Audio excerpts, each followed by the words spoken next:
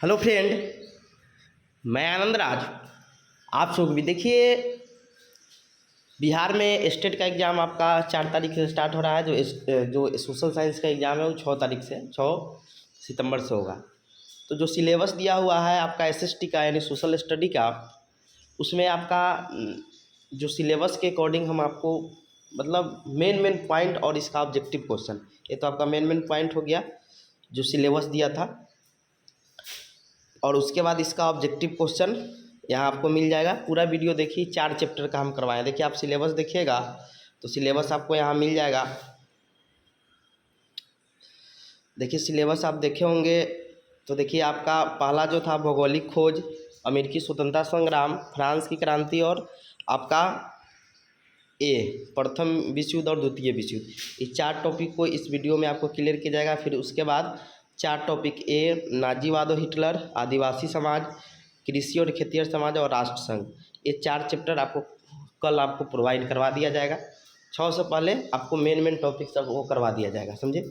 तो आज 4 चैप्टर का हम लोग करेंगे। भौगोलिक खोज का, अमेरिकी स्वतंत्रता संग्राम का, फ्रांस की क्रांति और प्रथम विश्व युद्ध और द्वितीय विश्व युद्ध का जो सिलेबस में दिया है उसको ऑब्जेक्टिव और उसका मेन पॉइंट को देखते हुए हम लोग आगे बढ़ेंगे। पूरा वीडियो देखिएगा, आपका मैक्सिमम क्वेश्चन इसी से रहेगा सोशल साइंस में, जो आपका 100 नंबर का आएगा। तो चलिए हम लोग आते हैं, क्योंकि इसमें सोशल साइंस में आपका 3 सब्जेक्ट से पूछेगा, हिस्ट्री, ज्योग्राफी और आपके सिविक्स सिलेबस में दिया हुआ है फुल साइंस। तो हिस्ट्री मेन उसमें रहेगा, तो हिस्ट्री को हम लोग 9th और 10th इसको हम क्लियर कर लेंगे परसों तक, ठीक है, क्योंकि ज़रूरी है। उसके बाद फिर हम ज्योग्राफी और सिविक्स देखेंगे। तो चलिए हम लोग भौगोलिक खोज में आते हैं। पहला ही आपका चैप्टर दिया था सिलेबस में। तो हम सबसे पहले आते हैं कि आधुनिक युग में यूरोप का वर्चस्व समस्त विश्व में था, यानी क्योंकि बहुत चीज़ का वो खोज करता था, समझे। वो बहुत आप जानते होंगे कि भारत का जो खोज किए हुए थे वो पुर्तगाल निवासी जो आपके वास्को डी गामा थे। तो आधुनिक युग में क्या हो गया था कि यूरोप का वर्चस्व समस्त विश्व में था। पुर्तगाली यात्री मार्क पोलो ने विजयनगर साम्राज्य की, देखिए पूछेगा कि विजयनगर जो साम्राज्य था उसमें कौन पुर्तगाली यात्री आए हुए थे, तो मार्क पोलो आए हुए थे। पूछेगा क्वेश्चन, बहुत इंपॉर्टेंट है। तो पुर्तगाली यात्री मार्क पोलो ने विजयनगर साम्राज्य की समृद्धि और चीन के शासक, इसका भी याद रखिएगा, कुबलय खां के दरबार में वैभव का वर्णन अपने यात्रा वृत्तांत में किए थे। यानी पुर्तगाल यात्री थे मार्क पोलो, उन्हें क्या किए थे, विजयनगर साम्राज्य की समृद्धि और चीन के शासक थे कुबलय खां के बारे में वो बताए हुए थे, उसकी समृद्धि के बारे में। अगला है इजराइल में जेरूसलम। पूछेगा जेरूसलम अभी कहाँ पे है, तो क्या बोलिएगा, इजराइल में है, क्योंकि क्वेश्चन बहुत भी ये पूछता है कि इजराइल में, सॉरी जेरूसलम कहाँ पे है, तो इजराइल में है। तो इजराइल में जेरूसलम अवस्थित है, जो यहूदियों 3 गो का धार्मिक स्थल माना जाता है। यहूदी का, ईसाई का और इस्लाम, यानी तीनों का, यहूदी, इस्लाम और ईसाई तीनों का क्या है, पवित्र नगरी को, जेरूसलम को माना जाता है। तो इसको याद रखिएगा। फिर आगे है कि यूरोपवासियों ने कंपास या कुतुबनुमा, पूछता है कि यूरोपवासियों ने कंपास का ज्ञान किससे सीखा था, तो याद रखिएगा कि यूरोपवासियों ने कंपास का ज्ञान अरबों से सीखा था। बहुत भी यही क्वेश्चन है कि यूरोपवासियों ने कंपास या कुतुबनुमा, ये भी कंपास को बोला जाता है, अरबों से सीखा था। कंपास हमेशा उत्तर की ओर इंडिकेट करता है, समझे। आगे है कि अक्षांश जानने के उपकरण को एस्ट्रोलॉब कहते हैं, यानी अक्षांश जो देशांतर सब होता है, तो अक्षांश जानने के उपकरण को एस्ट्रोलॉब कहते हैं, याद रखिएगा, ठीक है।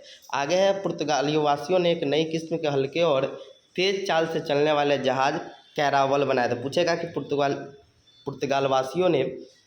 पुर्तगालियों ने तेज और हल्का चलने वाले जहाज जो बनाया था उसका क्या नाम था, तो कैरावल था। क्या नाम था उसका, तो कैरावल था। आगे है 1888 ईस्वी में पुर्तगाल व्यापारी बार्थोलोमिया डिजाज अफ्रीका के पश्चिमी तट होते हुए दक्षिण अफ्रीका के दक्षिणतम बिंदु उत्तम आशा अंतरिक्ष की खोज की। पूछेगा उत्तम आशा अंतरिक्ष की खोज किसने की थी, तो 1488 ईस्वी में पुर्तगाल व्यापारी नाम था बार्थोलोमियो डिजाज, समझे, नाम याद रखिएगा।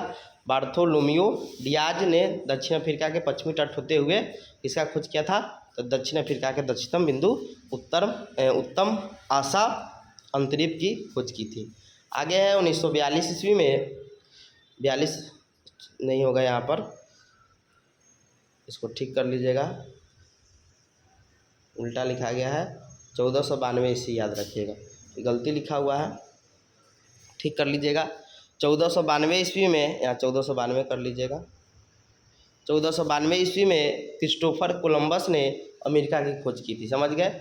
वो जब अमेरिका की खोज की तो उनको लग रहा था कि भारतीय महाद्वीप में ही है, लेकिन बाद में बताएंगे कौन इसका। तो पूछेगा अमेरिका की खोज किसने की थी, तो 1492 ईस्वी में क्रिस्टोफर कोलंबस ने किया था। आगे है 1498 ईस्वी में पुर्तगाल का साहसी नाविक वास्को डिगामा भारत के मलावर तट, पूछेगा कि वास्को डिगामा भारत के किस तट पर पहुंचे थे, मलावर तट जो केरल के कालीकट में स्थित है, समझे, तक पहुंचे, जहां स्थानीय शासक, वहां का केरल का स्थानीय शासक था जोमोरिन, याद रखिएगा वहाँ का केरल का स्थानीय शासक था जोमोरिन, द्वारा उसका क्या किया गया, स्वागत किया गया था। कालीकट में पहुंचा था, मालाबार तट के कालीकट में केरल के। कौन शासक ने उसका स्वागत किया था जोमोरिन ने स्वागत किया था। आगे है भारत के एक व्यापारी अब्दुल मजीज की भेंट वास्को डिगामा से दक्षिण अफ्रीका में हुई तथा इसी के सहयोग से उसे भारत आने का सीधा मार्ग मिल गया। यानी पूछेगा कि भारत के किस व्यापारी से वास्को डिगामा की मुलाकात हुई थी, तो अब्दुल मजीब से, समझ गए, इसको याद रखिएगा। आगे है कि कोलंबस ने अमेरिका यूरोपियों द्वारा नई दुनिया, मतलब देखिए पूछेगा जो यूरोप के वासी थे वो अमेरिका को क्या कहते थे, नई दुनिया बोलते थे, समझ गए, नई दुनिया कहते थे। तो कोलंबस ने अमेरिका को भारतीय उपमहाद्वीप का हिस्सा समझा और वहाँ के निवासियों को रेड इंडियन कहा। यानी जो कोलंबस था जब खोज किया अमेरिका का तो उसको भारतीय महाद्वीप का हिस्सा समझा और वहाँ के जो लोग थे उसको रेड इंडियन कहा, समझे। तो वही लिखा हुआ है, लेकिन अमेरिका को यूरोपवासी पूछे क्या कहते थे, तो नई दुनिया कहते थे। अब देखिए अमेरिगू वेस्पुजी, याद रखिएगा नाम है, अमेरिगू वेस्पुजी ने नई दुनिया यानी अमेरिका का विस्तार से ढूंढा। यानी पूछेगा कि अमेरिका के बारे में विस्तार से किसने बताया, तो अमेरिगू वेस्पुजी ने। पूछेगा अमेरिका का खोज किसने किया, तो कोलंबस ने। लेकिन वही पूछेगा आपका कि अमेरिका के बारे में विस्तार से किसने बताया, अमेरिगू वेस्पुजी ने नई दुनिया यानी अमेरिका का विस्तार से ढूंढा और इसी के नाम पर इसका नाम क्या पड़ा, अमेरिका। नहीं पूछेगा अमेरिका का नाम अमेरिका किसके नाम पर पड़ा, तो अमेरिगू वेस्पुजी के नाम पर पड़ा। आगे है आपका 1519 ईस्वी में मैगेलन ने, पूछेगा पूरी दुनिया का चक्कर किसने लगाया था, तो मैगेलन ने। तो 1519 ईस्वी में मैगेलन ने पूरी दुनिया का चक्कर जहाज से लगाया और बताया कि सभी समुद्र क्या है, एक दूसरे से जुड़ी हुई है, समझ गए। पूछे किसने बताया था कि सभी समुद्र एक दूसरे से जुड़ी है, तो मैगेलन। आगे है कैप्टन कुक ने ऑस्ट्रेलिया के साथ न्यूजीलैंड का भी पता लगाया। पूछेगा ऑस्ट्रेलिया और न्यूजीलैंड का खोज किसने किया था, तो कैप्टन कुक ने किया था। फिर आगे लिखा है भौगोलिक खोजों को प्रोत्साहन देने में यूरोपीय देशों के शासकों में महत्वपूर्ण भूमिका निभाई थे। पुर्तगाल के एक राजकुमार थे हेनरी द नेविगेटर और स्पेन के महारानी इसाबेल ने, समझ के पूछ देगा नाम, तो हेनरी द नेविगेटर याद रखिएगा और स्पेन के महारानी इसाबेल थे। आगे है सर जॉन और सेबास्टिन कैबोट ने न्यू फाउंडलैंड के द्वीपों का पता लगाया। पूछेगा न्यू फाउंडलैंड द्वीपों के पता किसने लगाया था, तो सर जॉन और सेबास्टिन कैबोट ने लगाया था। आगे है आपका कि 1453, याद रखिएगा। पूछेगा कि 1453 ईस्वी में कुस्तुनतुनिया का पतन हो गया। पूछेगा कुस्तुनतुनिया का पतन कब हो गया था और उस पर तुर्की का क्या हो गया, अधिकार हो गया था, ठीक है। तो 1453 ईस्वी में कुस्तुनतुनिया का क्या हो गया, पतन हो गया। पूछेगा कुस्तुनतुनिया का पतन कब हो गया था, तो 1453 में।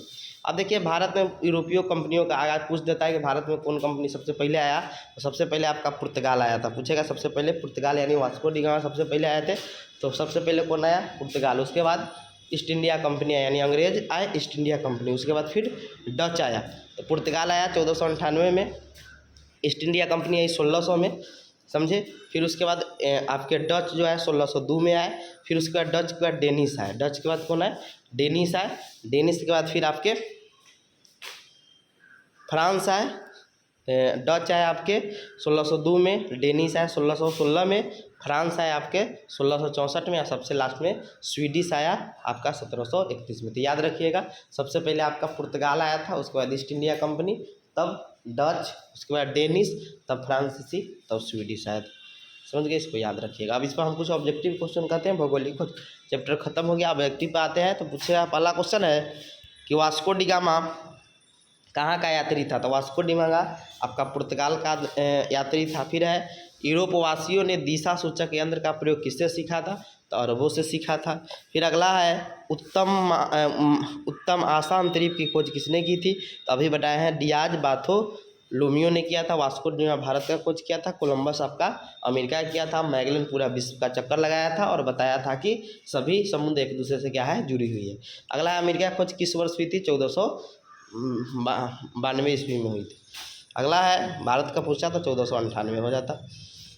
अगला है कुस्तुनिया का पतन कब हुआ। तो अभी बताया 1453 ईस्वी में हुआ। विश्व का चक्कर किस यात्री ने सर्वप्रथम लगाया था। तो मैगलन ने लगाया था। समझ गए, तो ऐसे क्वेश्चन कर लीजिएगा। आगे है सही गलत बताना है कि भारत के मूल निवासियों को रेड इंडियन कहा जाता था। तो वो जब वहाँ के जो अति थे, क्या उसको बोलते हैं, खोज किए, तो वहाँ के जो अमेरिका का जब खोज किए तो वो समझ के रेड इंडियन नहीं कहा जाता। ये गलत है आपका, नहीं कहा जाता था कि भारत के मूल निवासियों को रेड इंडियन कहा जाता है। तो नहीं, वो अमेरिका के अति को बोले थे, कौन, कोलंबस। दी गलत हो गया। उत्तम आसान द्वीप खोज भारत तक पहुँचने का मार्ग प्रशस्त किया। तो हाँ, क्योंकि दक्षिण अफ्रीका से होते हुए आए थे, तो भी सही है आपका। भारत अंटार्कटिक महाद्वीप, भारत नहीं इसके अथी में स्थित है। भारत पूर्व में आप आइएगा तो पूर्व में आपका बंगाल की खाड़ी हो जाएगा, समझे। और वही पश्चिम में आइएगा, एक मिनट, इधर आपका अरब सागर है, इधर बंगाल की खाड़ी है। हाँ, तो पश्चिम में आपका क्या हो जाएगा, आपका अरब सागर हो जाएगा। पूर्व में आपका बंगाल की खाड़ी। तो गलती है, यहाँ पर गलती दिया हुआ है, समझ गया, 3 का गलत है। अगला है चौथा, मार्को पोलो ने भारत की खोज की थी। तो गलती है, मार्को पोलो ने भारत की खोज विजयनगर साम्राज्य में आए हुए थे। जेरूसलम वर्तमान में इजराइल में है, बिल्कुल सही बात है। लिस्बन दास व्यापार का बहुत बड़ा केंद्र था, हाँ बिल्कुल सही बात है। अमेरिगू ने नई दुनिया का विस्तार से खोजा, है भी सही है आपका। आगे है, इसमें एक वाक्य में उत्तर देना है कि भारत आने में किस भारतीय व्यापारी ने वास्को डी गामा की मदद की थी। अब्दुल मजीद ने उसकी मदद की थी। दूसरा है न्यू फाउंडलैंड की पता किसने लगाया था। तो कैसर कोबेट ने लगाया था। यूरोपियों द्वारा निर्मित तेज चलने वाले जहाज को क्या कहा जाता था। तो कैराबल कहते थे उसको। और चौथा है दक्षिण अफ्रीका के दक्षिणतम बिंदु कौन सा स्थल है। तो आपका जो दक्षिण बिंदु स्थल है, वो जो खोज किया था, यही आपका उत्तरमासा अंतरीप है, समझे। उत्तरमासा अंतरीप जो है आपका, वो क्या है, आपका दक्षिण अफ्रीका का सबसे दक्षिण बिंदु है। फिर आगे है कि 11वीं 12वीं शताब्दी में ईसाइयों और मुसलमानों के बीच धर्म युद्ध क्यों हुआ था। तो जेरूसलम के लिए, कि मेरा है इसलिए। अगला है 1453 में कुस्तुनिया का पर किसका आधिपत्य हो गया। तो तुर्की पर हो गया, पतन हो गया। पुर्तगाल और स्पेन किस महासागर में स्थित है। अंटार्कटिक महासागर में अवस्थित है। अब हम लोग आते हैं दूसरा जो चैप्टर है, अमेरिकी स्वतंत्रता संग्राम, जो 1776 में हुआ था। तो लिखा है, देखिए पूछ देगा, सप्तवर्षीय युद्ध। सप्तवर्षीय युद्ध मतलब 7 वर्षों तक जो युद्ध चला था। तो सप्तवर्षीय युद्ध इंग्लैंड और फ्रांस में पूछेगा। सप्तवर्षीय युद्ध किसके किसके बीच में हुआ था। तो बोलिएगा इंग्लैंड और फ्रांस के बीच हुआ था। तो सप्तवर्षीय युद्ध इंग्लैंड और फ्रांस में 1756 से लेकर 1763 तक हुआ, जिसमें फ्रांस क्या हो गया था, हार गया था। पूछेगा कि सप्तवर्षीय जो युद्ध हुआ था वो किसके किसके बीच में हुआ था। तो इंग्लैंड और फ्रांस के बीच में हुआ था। और इसमें कब से कब चला था। 1756 से लेकर आपका 1763 तक चला था। और इसमें फ्रांस क्या हो गया था, हार गया था, इंग्लैंड जीत गया था।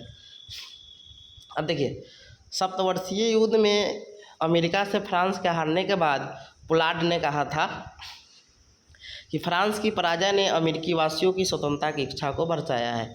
यानी जब इंग्लैंड से कौन हो गया कि आपका फ्रांस हार गया, तो उसके बाद क्या हुआ कि अमेरिकी वासियों की स्वतंत्रता की इच्छा क्या हो गया, बढ़ाया था। किसने पूछेगा, तब पोलार्ड ने कहा था। आगे है आपका कि सप्तवर्षीय युद्ध में इंग्लैंड की काफ़ी आर्थिक क्षति हुई थी, तो तत्कालीन प्रधानमंत्री, याद रखिएगा, पूछ देता है कि जब सप्तवर्षीय युद्ध हुआ तो इंग्लैंड के काफ़ी, जैसे युद्ध होता था काफ़ी आर्थिक क्षति होता ही है, तो तत्कालीन जो प्रधानमंत्री थे ग्रेनविले, समझ गए, ग्रेनविले ने 1765 ईस्वी में स्टाम्प एक्ट पारित किया। पूछेगा कि कब स्टाम्प एक्ट पारित हुआ था अमेरिका में, तो बोलिएगा 1765 ईस्वी में। कौन पारित करवाए थे, तो वहाँ के तत्कालीन जो प्रधानमंत्री थे ब्रिटेन के ग्रेनविले ने 1765 ईस्वी में स्टाम्प एक्ट पारित कर दिया, जिसके अनुसार सभी अदालती कागजों अखबारों पर 20 शिलिंग का स्टाम्प लगाना अनिवार्य कर दिया। समझ गए, 20 शिलिंग का, याद रखिएगा, पूछ देगा। 1765 में स्टाम्प एक्ट लागू हुआ। अगला है कि 1767 ईस्वी में ब्रिटिश संसद ने उपभोक्ता की वस्तु के जैसे कागज, शीशा, ये सब जितना भी चीज़ पर कर लगाया, जिसका विरोध सैमुअल एडम्स ने किया। पूछेगा कि जब कर लगाया गया था उपभोक्ता पर, तो उसका विरोध किसने किया था,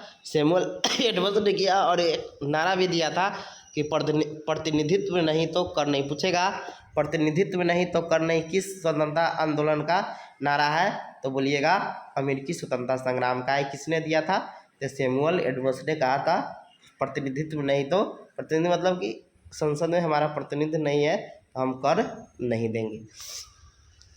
आगे है ब्रिटिश सरकार की कार्रवाइयों का विरोध करने के लिए उपनिवेशवासियों ने स्वाधीनता के पुत्र, पूछेगा किस आंदोलन में स्वाधीनता के पुत्र और स्वाधीनता की पुत्री आदि संस्थाओं की स्थापना हुई थी, अमेरिकी स्वतंत्रता संग्राम, बताइएगा। आगे है कि अमेरिकी स्वतंत्रता की भावना को जगाने के लिए 1776 ईस्वी में टॉमस पेन ने एक लघु पत्रिका कॉमन सेंस को क्या किया, प्रकाशित किया। समझ गए, टॉमस पेन ने क्या किया, प्रकाशित किया। समझ गए। पूछेगा कि कॉमन सेंस जो पत्रिका किसने प्रकाशित किया था, तो टॉमस पेन ने किया था। इंग्लैंड के शासक जॉर्ज तृतीय ने सत्ता संभालते ही अमेरिकी उपनिवेश के प्रति निरंकुश नीति अपनाई। मतलब अमेरिका के उपनिवेश के इंग्लैंड के उपनिवेश के अंतर्गत जो भी था देश, उस पर क्या करी कि निरंकुश नीति अपना दी। समझ गए कौन, तो जो इंग्लैंड के शासक थे जॉर्ज तृतीय ने। अब देखिए अमेरिकी क्रांति का तत्कालीन कारण तो पूछ देगा, तो बोस्टन चाय पार्टी की घटना थी जो 1773 में हुई थी। पूछेगा कि बोस्टन चाय पार्टी कब हुई थी, 1773 में, जो अमेरिकी क्रांति का क्या था, तत्कालीन कारण था। अमेरिकी स्वतंत्रता संग्राम 1783 ईस्वी के पेरिस की संधि से समाप्त हो गई। पूछेगा कि अमेरिकी स्वतंत्रता संग्राम किस संधि से समाप्त हुई, तो पेरिस की संधि से क्या हो गई, समाप्त हो गई। समझ गए। अमेरिका का संविधान 1757। पूछेगा अमेरिका का संविधान कब बना, तो 1787 में। जैसे भारत का संविधान कब बना था, 26 नवंबर 1949 को, लेकिन लागू कब हुआ, 26 जनवरी 1950 को। ऐसे ही अमेरिका का जो संविधान था वो 1787 ईस्वी में बना, लेकिन 1789 ईस्वी में क्या किया गया, इसको लागू किया गया, जो संसार का पहला लिखित और सबसे छोटा संविधान था, जो 7 अनुच्छेद का था। समझ गए। अगला है एडम स्मिथ ने लेसेज फेयर। पूछेगा कि एडम स्मिथ ने लेसेज फेयर यानी मुक्त व्यापार का सिद्धांत को लागू किया था। मोंटेस्क्यू ने शक्ति पृथक्करण सिद्धांत को दिया था। पूछेगा कि शक्ति पृथक्करण सिद्धांत किसने दिया था, तो मोंटेस्क्यू ने दिया था। समझ गए। तो मोंटेस्क्यू ने शक्ति पृथक्करण सिद्धांत दिया था। पेरिस की संधि 1783 के अनुसार ब्रिटेन ने अमेरिका के 13 अंग्रेजी उपनिवेशों को क्या कर दिया, स्वतंत्र। पूछेगा पेरिस की संधि से अमेरिका के कितने उपनिवेश को स्वतंत्र कर दिया, तो 13 उपनिवेश को ब्रिटेन ने क्या कर दिया, अमेरिका के जो उपनिवेश थे उसको क्या किया, स्वतंत्र कर दिया। अब देखिए अमेरिकी के स्वतंत्रता संग्राम में लफयाते, नाम याद रखिए, लफयाते के नेतृत्व में फ्रांसीसी सेना ने इंग्लैंड के विरुद्ध क्या लिया था, भाग लिया था। समझ गए। क्यों लिया था कि इंग्लैंड से हार गया था शतवर्षीय युद्ध में, तो वो अमेरिका की तरफ से भाग लिया था। उसके सेनापति कौन थे, लफयाते थे। समझ गए, तो इसको याद रखिए। अगला है अमेरिकी स्वतंत्रता संग्राम का नायक जॉर्ज वाशिंगटन थे, जो बाद में अमेरिका के प्रथम राष्ट्रपति बने। पूछेगा कि अमेरिकी स्वतंत्रता संग्राम के नायक कौन थे, तो जॉर्ज वाशिंगटन थे, जो बाद में अमेरिकी के प्रथम राष्ट्रपति बने अमेरिका का। अमेरिका के राजधानी वाशिंगटन डीसी है। अमेरिका को गणतंत्र की जननी, यानी सबसे पहले जो गणतंत्र आधुनिक विश्व का पूछेगा सबसे पहले गणतंत्र कहाँ स्थापित हुआ था, तो अमेरिका में से। तो पूछेगा सबसे पहले गणतंत्र कहाँ हुआ था, यहाँ लोकतंत्र, तो बोलिएगा वैशाली में, लिच्छवी अति में। तो अमेरिका को गणतंत्र की जननी सर्वप्रथम यहीं पर आधुनिक विश्व का सबसे एवं धर्मनिरपेक्ष राज्य की स्थापना सबसे पहले पूछेगा कि अमेरिका ने किस देश ने सबसे पहले धर्मनिरपेक्ष की स्थापना की थी, तो अमेरिका। या पूछेगा कि आधुनिक विश्व का गणतंत्र किसे माना जाता है, किस देश को, तो अमेरिका को। अमेरिकी स्वतंत्रता संग्राम में अंग्रेजों का सेनापति कॉर्नवालिस था। पूछेगा कि ब्रिटेन का या इंग्लैंड का कौन था सेनापति, कॉर्नवालिस। और पूछेगा अमेरिका का कौन था, तो जॉर्ज वाशिंगटन। आगे है, सबसे पहले अमेरिका ने मनुष्यों के लिए समानता, पूछे समानता और मौलिक अधिकार का बात सबसे पहले किसने किया था, तो वो अमेरिका ने किया था। अमेरिकी राष्ट्रपति अब्राहम लिंकन एगो थे जिन्हें लोकतंत्र के बारे में परिभाषा दिए थे कि लोकतंत्र जनता का, जनता द्वारा, जनता के लिए क्या है, शासन है। आगे है कि राइट्स ऑफ मैन, पूछेगा कि रचना थॉमस पेन, जैसे राइट्स ऑफ पेन हो गया, कॉमन सेंस हो गया, ये सब जो रचना, पत्रिका की रचना किसने की थी, तो राइट्स मैन और आपका कॉमन सेंस का, इस दोनों का थॉमस पेन ने किया था। अगला है 1776 ईस्वी में जेफरसन ने, याद रखिएगा 1776 ईस्वी में जेफरसन ने अमेरिका के स्वतंत्रता का क्या किया, घोषणा पत्र तैयार किया। समझ गए, इसे कर लीजिएगा। अब आते हैं हम लोग ऑब्जेक्टिव में क्वेश्चन। पहला क्वेश्चन है कि अमेरिका की राजधानी कहाँ है, तो आप जानते हैं वाशिंगटन डीसी है। कॉमन सेंस की रचना किसने की थी, तो कॉमन सेंस की रचना थॉमस पेन ने की थी। अगला है स्टाम्प एक्ट किस वर्ष पारित हुआ था, 1765 में पारित हुआ। अगला है अमेरिकी स्वतंत्रता संग्राम में अंग्रेजों का सेनापति कौन था, तो कॉर्नवालिस था। वही पूछता कि अमेरिका कौन था, तो वाशिंगटन था। अगला है अमेरिकी संविधान कब लागू हुआ, तो 1789 में क्या हुआ, लागू हुआ। बना था आपका 1787 में। विश्व में प्रथम लिखित संविधान, तो विश्व में प्रथम लिखित संविधान अमेरिका का था।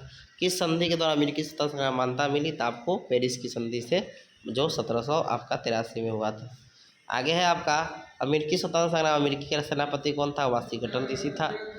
उसके बाद है अमेरिका के प्रथम राष्ट्रपति कौन थे, तो जॉर्ज वाशिंगटन थे। सप्तवर्षीय युद्ध किन दोनों, देखिए युद्ध हुआ था आपका इंग्लैंड और फ्रांस के बीच। इसमें ऑप्शन चारों गलती दिया है, इसलिए इसमें हम बगल में लिख दिए इंग्लैंड और फ्रांस। आगे अब रिक्त स्थानों को पूर्ति करना, लेसर फेयर का सिद्धांत किसने दिया था, तो ये आपका मुक्त व्यापार, इसी को हिंदी में बोलते हैं, तो एडम स्मिथ ने दिया। अगला है शक्ति के पृथक्करण का सिद्धांत, मोंटेस्क्यू ने दिया था। आगे है सेनापति लफायते कहाँ के रहने वाले थे, तो फ्रांस के रहने वाले, जो अमेरिकी स्वतंत्रता संग्राम में अमेरिका की तरफ से भाग लिए थे। जॉर्ज तृतीय इंग्लैंड का क्या था, शासक था। धर्मनिरपेक्ष राज्य की स्थापना सर्वप्रथम अमेरिका में की गई थी। नई दुनिया अमेरिका का पता कोलंबस ने लगाया था। अमेरिका ने अंग्रेजों के क्या थे, 13 उपनिवेश थे। समझ गए। सर्वप्रथम आधुनिक गणतंत्रात्मक शासन की स्थापना अमेरिका में हुई थी।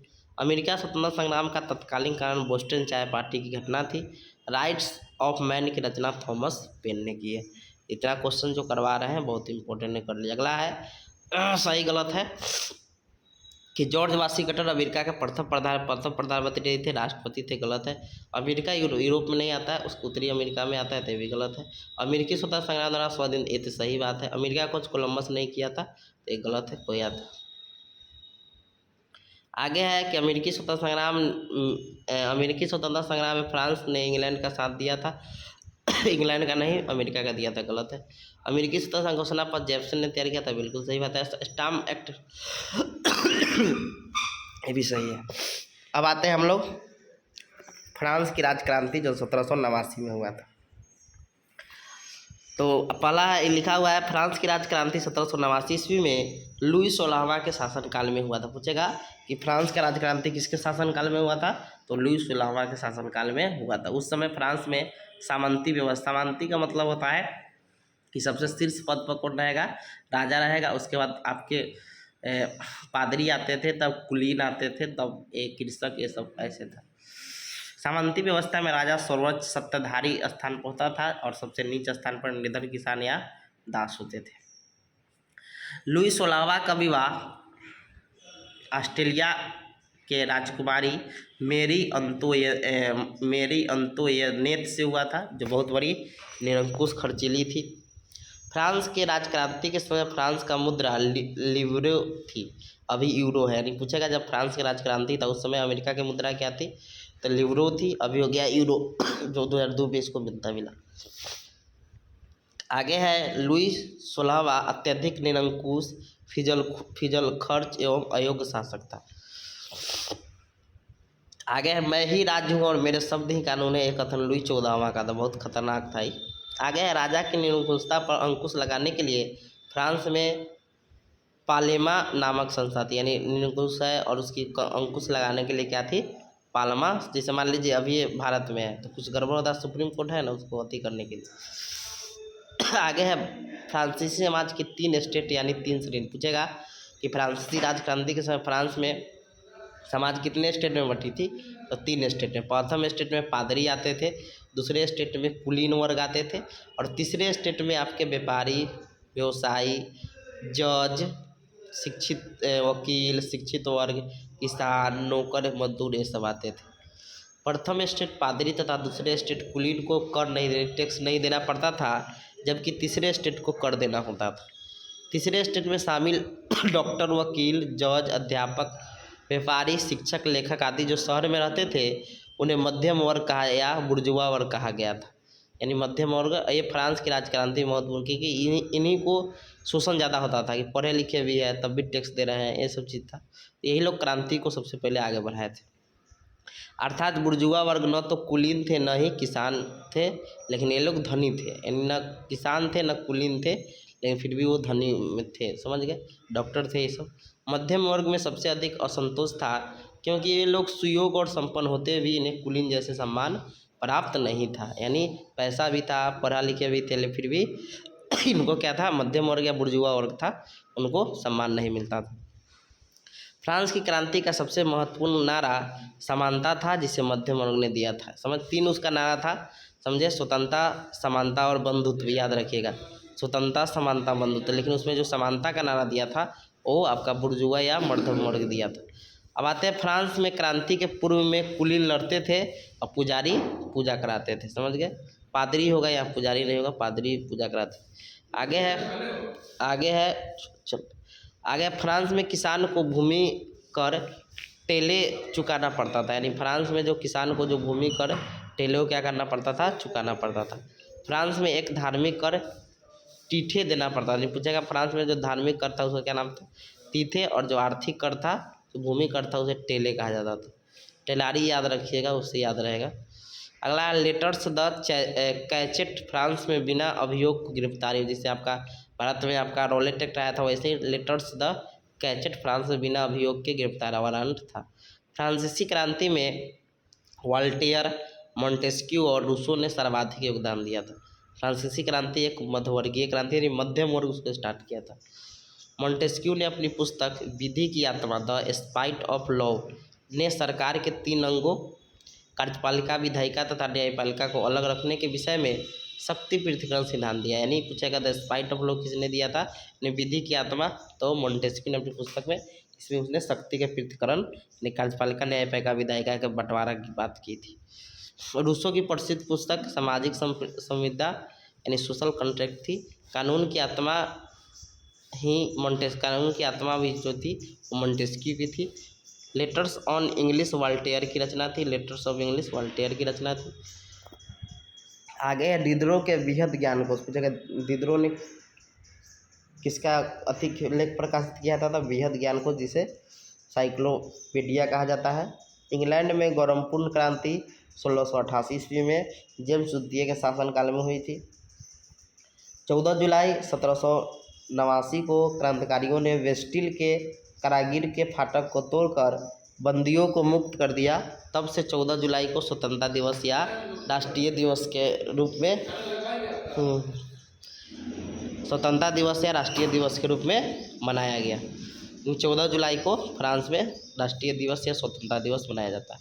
समानता, स्वतंत्रता और बंधुत्व का नारा फ्रांस की राजक्रांति की देन थी, यानी समानता, स्वतंत्रता और बंधुत्व का नारा फ्रांस की राजक्रांति की देन थी। वर्साय के शीर्ष महल का निर्माण लुई 14वां ने करवाया था। अब आते हैं हम लोग ऑब्जेक्टिव है कि फ्रांस की राजक्रांति किस वर्ष हुई थी, 1789 में।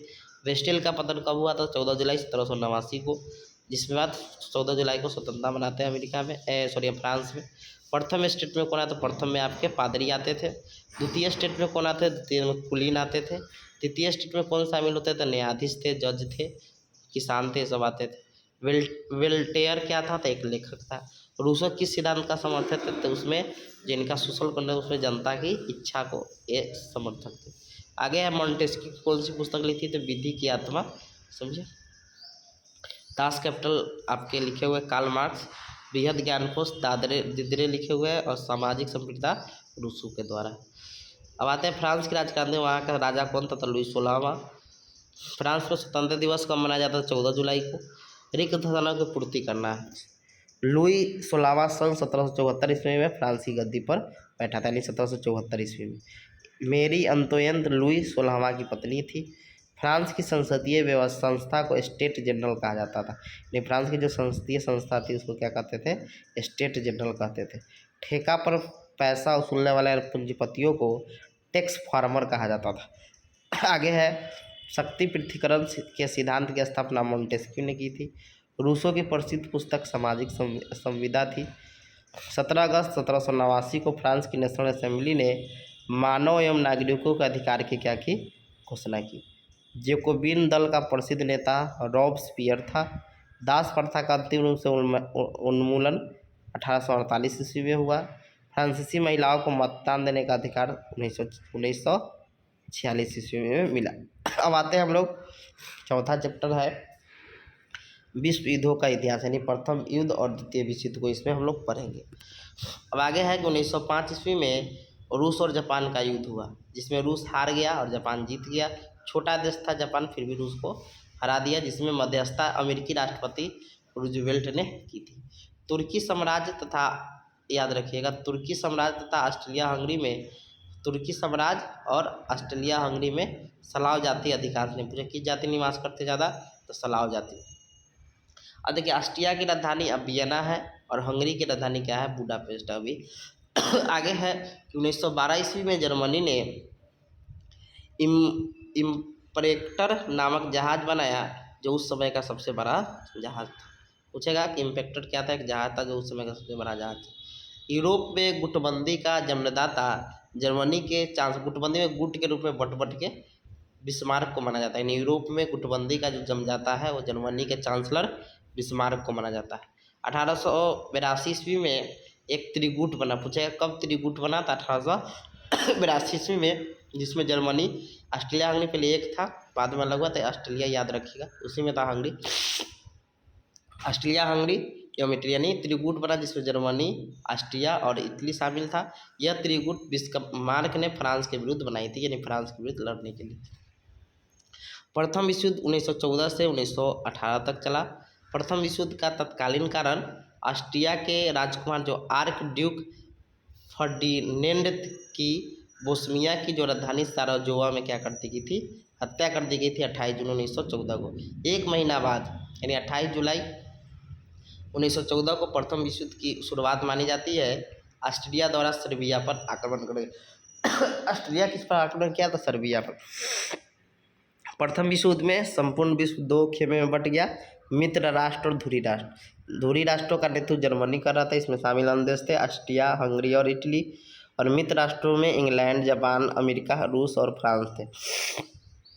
1915 ईस्वी में इटली मित्र राष्ट्रों की ओर से फर्स्ट वर्ल्ड वार में, देखिए पहले जब युद्ध 14 में शुरू हुआ तो इटली था धुरी राष्ट्र की तरफ से, लेकिन 1915 ईस्वी में क्या हो गया कि वह मित्र राष्ट्र की तरफ से वर्ल्ड वार में शामिल, वो हट गया धुरी राष्ट्र से। आगे है प्रथम विश्व युद्ध के समय जो अमेरिका के राष्ट्रपति थे वो वुडरो विल्सन थे। अब देखिए 6 अप्रैल 1917 ईस्वी को, 6 अप्रैल 1917 को अमेरिका क्या हुआ? फर्स्ट वर्ल्ड वार में शामिल हुआ। क्यों शामिल हुआ? इसके पर्ल हार्बर थे, वहाँ पर जापान बम बताएंगे, जापान वाला तो सेकेंड में। तो 1917 में अमेरिका फर्स्ट वर्ल्ड वार में था। इसका जहाज़ को जर्मनी डुबा दिया था, इसके जहाज़ को जर्मनी द्वारा, तो इसमें अमेरिकी वासी थे। इसीलिए प्रथम विश्व युद्ध में जर्मनी ने रूस पर 1 अगस्त तथा फ्रांस पर 3 अगस्त को आक्रमण किया। यानी प्रथम विश्व में जर्मनी जो था 1 अगस्त को किस पर? तो 1 अगस्त को रूस पर तथा फ्रांस पर 3 अगस्त को आक्रमण किया। अब देखिए इंग्लैंड भी 8 अगस्त 14 को क्या हुआ? फर्स्ट वर्ल्ड वार में शामिल हो गया। अमेरिका फर्स्ट वर्ल्ड वार में इसीलिए शामिल हुआ क्योंकि जर्मनी की यू बोट, याद रखिएगा, यू बोट नामक इंग्लैंड के लुसितानिया नामक जहाज़ को डुबाने के कारण क्योंकि उस जहाज़ पर मरने वाले 1153 व्यक्तियों में 128 व्यक्ति अमेरिका के थे। 1917 ईस्वी में रूस प्रथम विश्व युद्ध में अलग हो गया, नहीं रूस प्रथम विश्व से क्या हो गया? अलग हो गया। उसके लिए जर्मनी कुछ शर्तों के साथ मार्च 1918 में रूस और जर्मनी में एक शांति संधि हुई और रूस युद्ध से पूर्णतः क्या हो गया, अलग हो गया। प्रथम विश्व युद्ध की समाप्ति 11 नवंबर 1918 को हुई। 1919 ईस्वी में पेरिस में शांति सम्मेलन हुआ जिसमें 27 देशों ने भाग लिया, समझ गए। लेकिन निर्णय 3 देशों ले रहे थे, इंग्लैंड, फ्रांस और अमेरिका। इंग्लैंड की तरफ से थे आपके ब्रिटेन के प्रधानमंत्री लॉयड जॉर्ज, अमेरिका की तरफ से वुडरो विल्सन और फ्रांस के प्रधानमंत्री जॉर्ज क्लेमेंसो थे, समझ गए, याद रखिएगा। वर्साय की संधि याद रखिएगा। प्रथम विश्व युद्ध कौन सा संधि हुआ था, वर्साय का संधि। पेरिस में संधि हुआ था 27 दिन। वर्साय की संधि में जर्मनी को पर हुआ था, इस जर्मनी को प्रथम विश्व युद्ध का कारण बताया गया है, इसके कारण प्रथम विश्व युद्ध हुआ। तो वर्साय की संधि 28 जून 1919 ईस्वी को जर्मनी के साथ हुआ, जिसमें युद्ध के हर्जाना के रूप में 4 अरब 10 करोड़ पाउंड की राशि चुकानी पड़ी जर्मनी को। प्रथम विश्व युद्ध के दौरान होने वाले वर्साय की संधि ने द्वितीय विश्व युद्ध का बीजारोपण किया, यानी इतना ना तंग कर दिया था उसको कि द्वितीय विश्व युद्ध के लिए उसको कर दिया। प्रथम विश्व युद्ध के बाद विश्व में शांति के लिए 1920 ईस्वी में वुडरो विल्सन जो अमेरिका के राष्ट्रपति थे 14 सूत्रीय सुझाव दिए और इसी से क्या हुआ कि राष्ट्र संघ, यानी देखिए वो संयुक्त राष्ट्र संघ है जिसका 1945 में हुआ था, इसका आपका 1920 में हुआ था, सिर्फ राष्ट्र संघ था। तो जगह राष्ट्र संघ की स्थापना कब हुई थी, तो 1920 में था, राष्ट्र संघ की लीग ऑफ नेशन की स्थापना। इसके बारे में हम इसका एक अलग चैप्टर दिया है, उसमें पढ़ेंगे अच्छा से। प्रथम विश्व युद्ध के बाद अमेरिका एक विश्व शक्ति के रूप में उभरा, यूरोप का वर्चस्व खत्म हो गया। वर्साय की संधि के साथ यूरोप का महादेश का मानचित्र बदल गया, क्योंकि क्या हुआ उसको छोटे छोटे जर्मनी को बांट दिया गया इसीलिए उसका मानचित्र बदल गया। अब आते हैं सेकेंड वर्ल्ड वार जो 1939 से 45 तक चला। तो 1 सितंबर 1939 को जैसे ही जर्मनी ने पोलैंड पर आक्रमण किया वैसे ही द्वितीय विश्व शुरू हो गया। द्वितीय विश्व युद्ध का तत्कालीन कारण जर्मनी का पोलैंड पर आक्रमण था। जर्मनी ने वर्साय की संधि का उल्लंघन 1935 में किया। रूस ने 1943 में जर्मनी को हरा दिया, अर्थात द्वितीय विश्व युद्ध में जर्मनी का पराजय का श्रेय रूस को जाता है। जापान ने 7 दिसंबर 1941 ईस्वी को हवाई द्वीप स्थित पर्ल हार्बर के अमेरिकी नौसैनिक अड्डे पर जबरदस्त हमला किया, जिसकी वजह से अमेरिका 1941 ईस्वी में जापान के विरुद्ध युद्ध की घोषणा कर दी। 7 मई 1945 को जर्मनी आत्मसमर्पण कर दिया, बोला हार गए, और हिटलर सुसाइड कर लिया। आगे वो पढ़ेंगे नाजीवाद में। आगे है 6 अगस्त 1945 को, बहुत भी है ये, अमेरिका ने जापान के हिरोशिमा शहर पर एक परमाणु बम मारा जिसका नाम लिटिल बॉय था, जिसमें यूरेनियम 235 यूज किया जाता था। और फिर 9 अगस्त को नागासाकी पर, जिसमें उसका नाम था फैटमैन, इसका लिटिल बॉय था, उसका फैटमैन था, जिसमें प्लूटोनियम 293 नामक एटम बम मार दिया, इससे पूरा तहस नहस कर दिया। फिर 2 सितंबर को 1945 को जापान के आत्मसमर्पण करते हुए द्वितीय विश्व युद्ध क्या हो गई, समाप्त हो गई। मित्र राष्ट्रों की तरफ से पराजित होने वाला अंतिम देश जापान था। मित्र राष्ट्रों की तरफ से नहीं, यहाँ इसे लिखा गया कि मित्र राष्ट्रों के मतलब ने, जो मित्र राष्ट्रों की तरफ से धुरी राष्ट्र हो गया, यहाँ पर धुरी राष्ट्रों की तरफ से, धुरी राष्ट्रों की तरफ से, धुरी राष्ट्रों की तरफ से पराजित होने वाला अंतिम देश जापान था। फिर द्वितीय विश्व युद्ध के बाद 1945 ईस्वी में विश्व शांति के लिए संयुक्त राष्ट्र संघ की क्या हुई, स्थापना हुई, समझ गए। और एक और चीज़ याद रखिएगा इसमें, हाँ और है ना, द्वितीय विश्व युद्ध के बाद एशिया महाद्वीप से यूरोपीय राष्ट्रों क्या हो गई, प्रभुता लगभग समाप्त हो गई।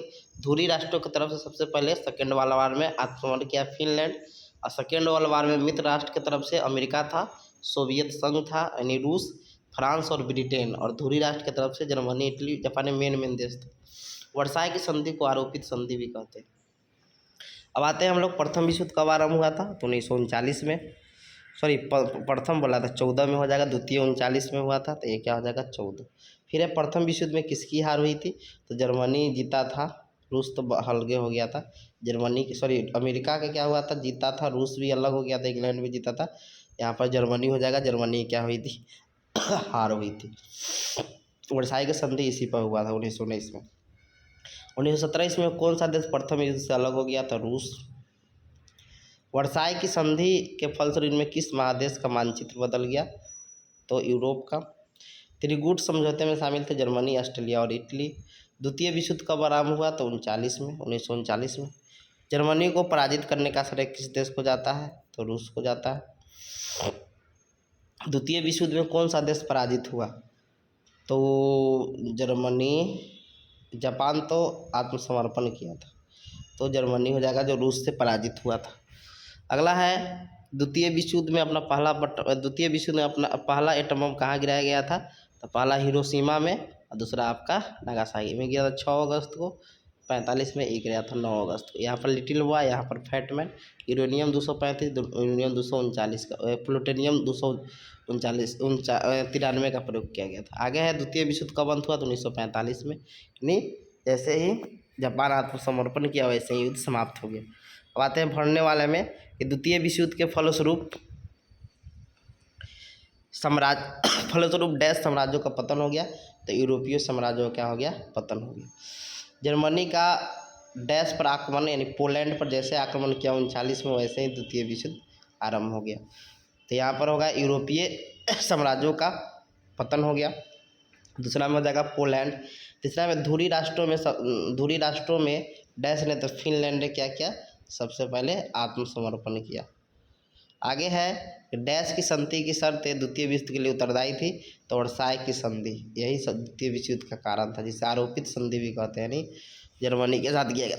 आगे है कि अमेरिका ने दूसरा एटम बम जापान के नागासाकी बंदरगाह पर गिराया था। डैश की संधि ने ही द्वितीय विश्व युद्ध में बीज निहित की थी? तो वर्साई की संधि ने।